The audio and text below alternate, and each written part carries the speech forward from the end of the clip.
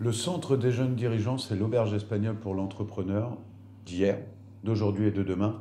Celui où il va trouver un véritable lieu pour se décloisonner de son isolement s'il en ressent le besoin, où il va trouver un vrai espace de formation et surtout un cadre pour échanger avec des pairs en toute confidentialité et en toute bienveillance. Le centre des jeunes dirigeants sert à, je dirais, plusieurs objectifs. Il sert déjà ses adhérents, donc les dirigeants, à transformer leur entreprise pour faire de la première ressource de leur entreprise les humains qui y travaillent. Et puis, à mon sens, il sert aussi la société civile parce qu'on essaye d'essaimer, de distiller dès qu'on peut nos valeurs humanistes au sein de la société pour qu'on fasse que la première ressource de notre pays, ce sont ses citoyens. Alors, le centre des jeunes dirigeants au niveau international, à mon sens, est construit sur un socle commun qui sont les valeurs de notre mouvement. Elles sont au nombre de 4. La première est la solidarité, la deuxième est la responsabilité, la troisième la sincérité, l'honnêteté, la loyauté, et la dernière le respect de la dignité humaine.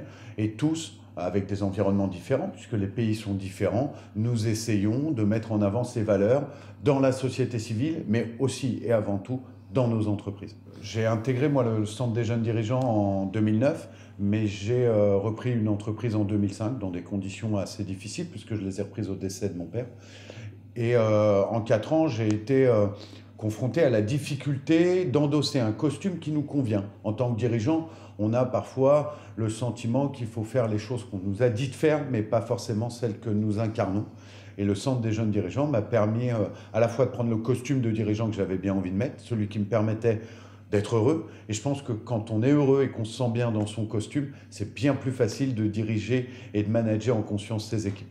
Nous avons fait le choix de développer aujourd'hui le CJD au niveau international uniquement autour d'un espace francophone parce que je dirais qu'on s'appuie sur un historique fort en France. Le CJD en France existe depuis maintenant 80 ans, presque un siècle, ça commence à compter, et c'est sur ce passé que nous souhaitons transformer en tremplin et non pas le garder comme une encre, que nous développons le CJD international. Est-ce que demain, nous servirons de ce passé pour l'essaimer au niveau anglophone ou dans d'autres langues? Je n'en sais rien, l'avenir n'est pas écrit, mais aujourd'hui, il nous paraissait plus simple, sur les bases du CJD France, de construire l'avenir du CJD international. Les partenaires naturels du Centre des jeunes dirigeants sont avant tout les autres organisations patronales, mais d'un point de vue plus large, tous les acteurs de la société.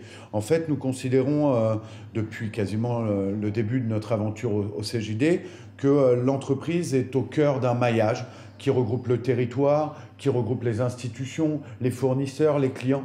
Et donc, du coup, c'est avec tous ces partenaires que nous essaimons. Nous essayons systématiquement, lors de nos événements, de ramener les gens à qui on a envie de faire connaître notre mouvement.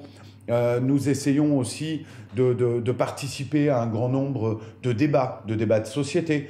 Et par exemple, nous menons depuis maintenant quelques années des actions en faveur de la jeunesse avec 2 ambitions. La première, donner une image sympathique et humaniste de l'entreprise et puis du dirigeant que nous représentons, et aussi aller au contact des enseignants, qui est à mon sens une population parfois en souffrance, isolée et déracinée de la réalité économique de nos entreprises, et donc de pouvoir avoir un temps d'échange avec eux sur leur terrain, dans les classes, les salles de classe, et de leur montrer qu'on est tous sauf des salauds de patrons.